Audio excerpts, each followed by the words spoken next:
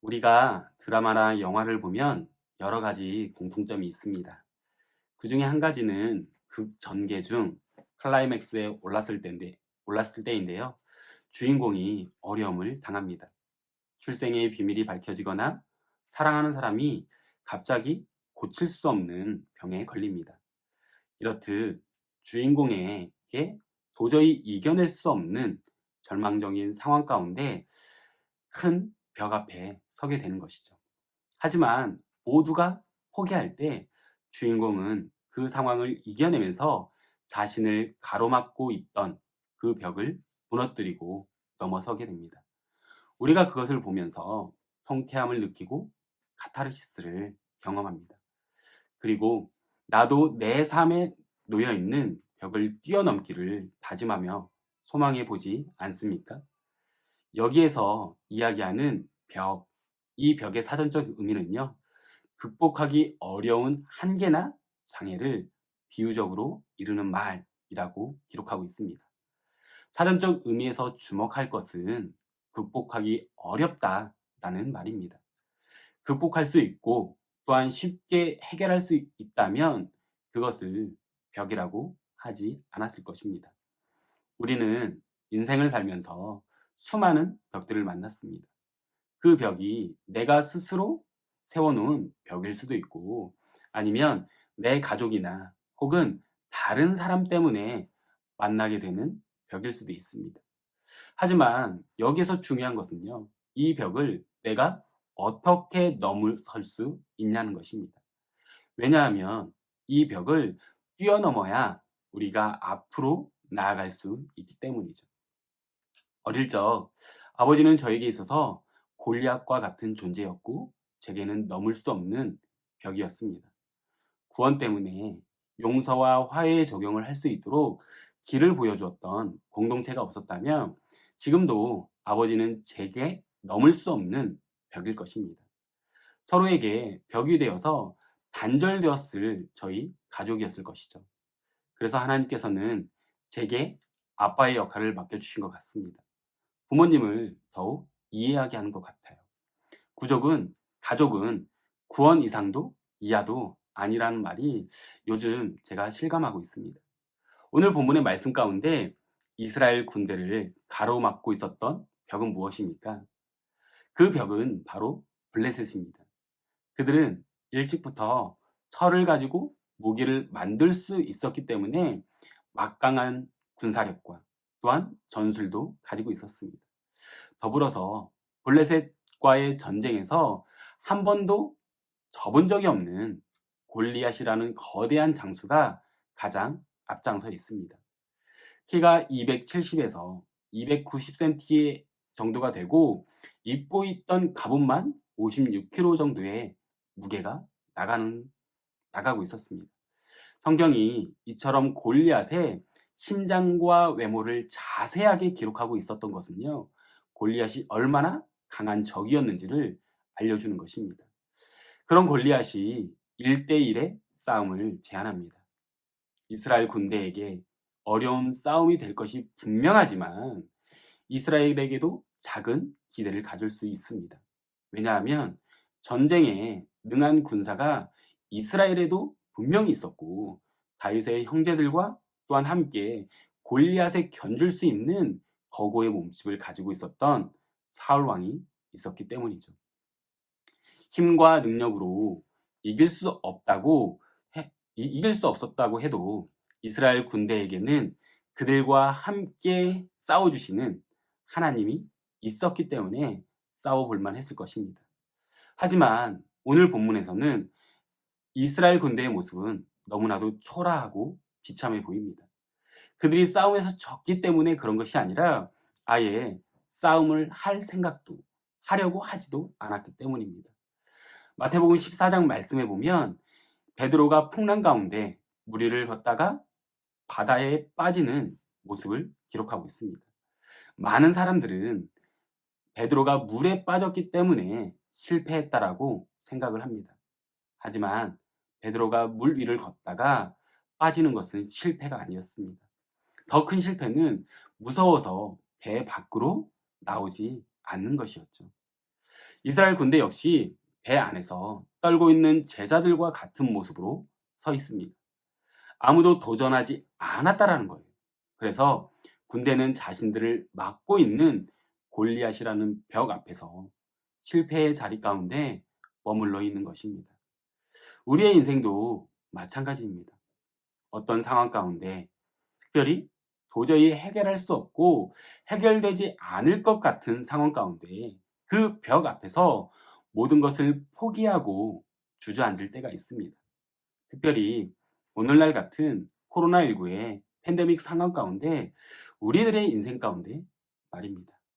그렇다면 우리는 골리앗이라는 이 벽 앞에서 승리의 자리로 나아가기 위해 어떻게 해야 할까요? 첫 번째, 들려지고 보여지는 환경에 마음을 빼앗기지 않으려고 몸부림쳐야 합니다. 이스라엘 군대가 골리앗을 두려워하며 싸우지 않은 이유를 사무엘상 17장에서는 두 번 기록하고 있습니다. 17장 11절과 24절의 말씀입니다. 사울과 온 이스라엘이 블레셋 사람의 이 말을 듣고 놀라 크게 두려워하니라. 이스라엘 모든 사람이 그를 보고 심히 두려워하여 그 앞에서 도망하며. 이스라엘 백성들은 하나님의 음성을 들어야 하는데 골리앗의 소리만 들었을 뿐 하나님의 음성을 전혀 듣지 못했습니다. 그리고 하나님의 강력함을 바라보아야 했지만 골리앗의 강력함만 보고 하나님의 도우심을 바라보지 못했습니다. 우리는 흔히 우리 인생의 실패의 원인을 우리 앞에 있는 골리앗이 있었기 때문이라고 말합니다. 성경도 그 부분을 어느 정도 인정은 하지만 그보다 더 강조하는 것은 환경이 힘들어서 진 것이 아니라 환경에만 집착했기 때문에 진 것입니다. 어두운 환경에 마음을 송두리째 빼앗겨 버렸기 때문입니다. 언제나 하나님의 백성의 승리는요, 환경과 상황의 변화에서 찾아오는 것입니다. 찾아오는 것이 아닙니다. 하나님을 바라보고 하나님을 의지하는 것에서 찾아오게 되는 것이죠. 우리가 하나님의 말씀과 우리와 함께 하시는 하나님을 의지한다면 골리앗은 결코 우리를 이길 수 없습니다. 우리는 흔히 이 사건을 보면서 다윗이 평소에 잘 훈련되어져서 준비되었기 때문에 그 확신으로 가서 승리했다라고 말합니다. 또한 생각하죠. 물론 그가 가진 용기, 그 확신이 골리앗과의 싸움에서 이길 수 있었다는 것이 틀린 말은 아닙니다. 하지만 다윗은요, 이렇게 이야기합니다. 37절 말씀입니다. 여호와께서 나를 사자의 발톱과 곰의 발톱에서 건져내셨은즉 나를 이 블레셋 사람의 손에서도 건져내시리이다. 이 고백을 통해서 알 수 있는 것처럼 다윗은 자기의 확신으로 나아간 것이 아니라 하나님으로부터 오는 확신을 가지고 나간 것입니다. 다윗의 이 고백은 살아계신 하나님이 모든 것의 주권자 되시는 하나님이라는 것입니다. 다윗의 이 고백은 하나님의 주권을 인정하는 것이죠. 다시 말해서 하나님이 모든 것을 다스리시고 그 모든 것이 하나님의 통치 아래 있다라고 선포한 것입니다. 그렇기에 그 누가 힘을 가지고 온다 해도 하나님을 이길 수 없다는 다윗의 신앙 고백이라는 것이죠. 그래서 우리의 진짜 무서운 적은 골리앗이 아니라 우리가 환경이나 상황 앞에 마음을 빼앗기고 미끄러지는 것입니다. 우리가 정말 두려워해야 할 경계 대상은 불신앙입니다. 하나님을 온전히 믿지 못하고 또한 하나님을 외면하는, 하나님을 신뢰하지 못하는 우리의 마음이 문제인 것이죠. 우리 내면의 상처 또한 병든 자, 연약의 깊은 뿌리가 가장 무서운 적입니다. 이 위기의 순간 침묵이 흐르는 역사의 현장을 안타까운 심정으로 바라보시던 하나님께서 이 골리앗이라는 이 거인을 상대로 하나님께서는 전쟁의 경험이 전혀 없던 목동, 다윗을 싸움의 달인이었던 골리앗 앞에 보내고 계신 것입니다. 이렇게 골리앗 앞에 보내는 이 사명자가 어린 소년, 우리가 잘 알고 있는 다윗이라는 사실에 놀랍지 않습니까? 이것이 하나님의 일하심의 방법인 것입니다. 하나님께서 일하실 때는 언제나 우리의 논리, 또한 이성, 우리의 고정관념이 무너지는 것이죠. 인간은 실패할 수 없는 그 자리에서, 실패할 수밖에 없었던 그 자리에서 하나님은 하나님의 역사를 계속해서 써나가고 계십니다. 지금까지 살아오면서 수많은 벽 앞에서 부르짖을 때 우리의 생각을 뛰어넘으시는 하나님을 경험한 적이 있으실 것입니다. 우리의 인생은 항상 우리가 원하고 바라는 대로 우리 눈앞에 보이는 것처럼 펼쳐지지 않을 것입니다. 살다 보면 실패, 좌절, 그리고 절망을 느낄 때가 있습니다. 하지만 그대로 이루어지지 않을 것입니다. 왜냐하면 하나님이 우리와 함께 하시고 계시기 때문입니다. 우리의 골리앗이라는 이 벽 앞에서 그것을 믿는 것을 성경은 믿음이라고 하는 것입니다. 다윗이 골리앗과 싸우기 위해 다짐한 가장 큰 계기는 무엇이었을까요? 사무엘상 17장 46절 말씀입니다. 오늘 여호와께서 너를 내 손에 넘기시리니 내가 너를 쳐서 내 목을 베고 블레셋 군대의 시체를 오늘 공중의 새와 땅의 들짐승에게 주어 온 땅으로 이스라엘의 하나님이 계신 줄 알게 하겠고. 단순히 골리앗을 이기기 위한 것이 아니라 온 땅 가운데 하나님이 계신 것을 알게 하기 위한 것이 목적이었던 것입니다. 다윗은 구원의 목적이 있었던 것이죠. 지금 나를 가로막고 있는 상황과 환경의 벽은 무엇입니까? 그 벽 앞에서 한없이 무너지고 있는 것은 아닙니까? 당장 눈앞에 보이는 것으로 인해서 넘어지고 또한 좌절해서 마음을 빼앗기지 않는 저와 성도님들 되시기를 소망하며 기도합니다. 두 번째로, 우리들이 골리앗이라는 벽 앞에서 승리의 자리로 나아가기 위해서는 어떻게 해야 할까요? 반드시 환경 너머에 계시는 하나님을 응시해야 합니다. 바라보아야 합니다. 다윗은 당장 골리앗 앞으로 뛰어나가서 싸우면 되는 줄 알았습니다. 하지만 그에게 만만치 않은 도전들이 있었습니다. 다윗은 블레셋의 골리앗 앞에 서기 이전에 2명의 이스라엘 안에 있는 골리앗을 넘어야 했습니다. 본문 28절 말씀입니다. 큰형 엘리압이 다윗이 사람들에게 하는 말을 들은지라 그가 다윗에게 노를 바라며 이르되 내가 어찌하여 이리로 내려왔느냐 그에 있는 양들을 누구에게 맡겼느냐 나는 내 교만과 내 마음의 완악함을 아노니 내가 전쟁을 구경하러 왔도다. 무슨 말입니까? 양을 치는 주제에 무슨 전쟁을 한다는 거냐라는 것이죠. 이런 말을 들으면 누구나 화날 것입니다. 우리는 내 자존심을 건드리는 그 말과 행동에 분노합니다. 첫 번째, 내부의 골리앗은요, 맏형 엘리압으로 바로 우리의 열등의식을 자극하는 것입니다. 열등의식은 비교의식에서 시작하는 것으로 어떤 일을 함에 있어서 특히 주님의 일을 하려는 우리에게 제일 먼저 찾아오며 또한 쉽게 무너지게 만들고 또한 패배의식 가운데 우리를 사로잡히게 만듭니다. 열등의식에 사로잡혀 또한 상황을 제대로 분별할 수 없는 것이죠. 하지만 본문을 통해서 알 수 있듯이 내가 무엇을 하였나이까 어찌 이유가 없으리까 하고 라고 말하면서 엘리압의 말에 마음을 뺏기지 않았습니다. 우리도 그래야 하는 것이죠. 세상에 마음을 상할 필요가 없습니다. 세상의 소리에 내가 마음을 상할 필요가 없다는 것입니다. 우리의 마음과 또한 우리의 마음의 상태와 상관없이 존귀하게 바라보시는 하나님을 바라보면서 너는 내 것이다 라고 말씀해 주시는 그 하나님의 음성에 우리는 집중하길 소망합니다. 진짜 믿음은 이 바로 열등의식을 극복하며 나아가는 모습입니다.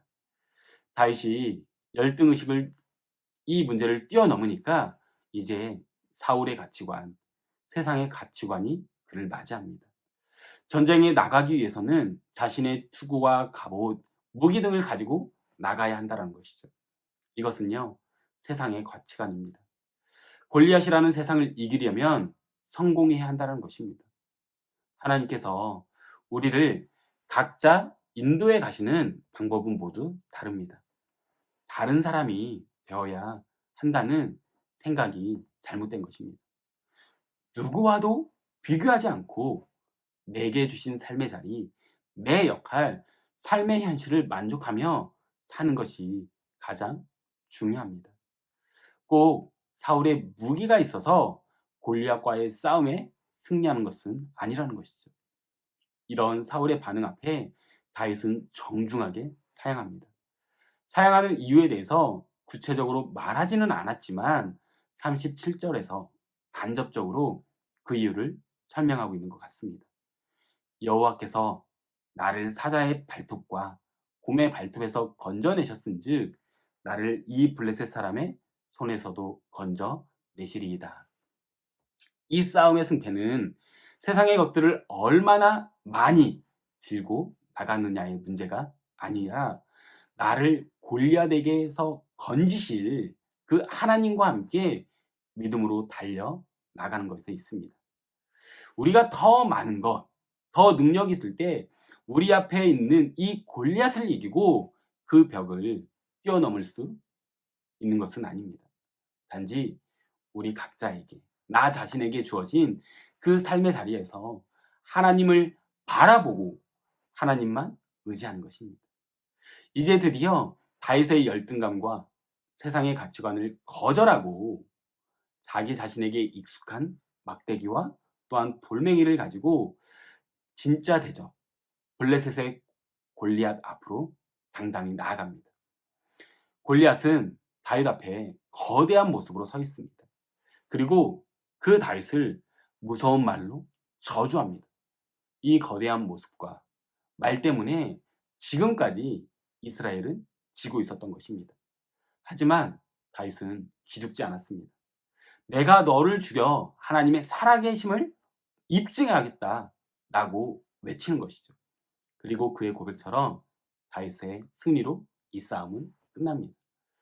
다윗과 이스라엘이 확연하게 다른 모습을 보여줄 수 있었던 것은 골리앗의 소리에 집중하지 않고 다윗의 마음이 하나님의 음성에 있어서 귀 기울인 것입니다.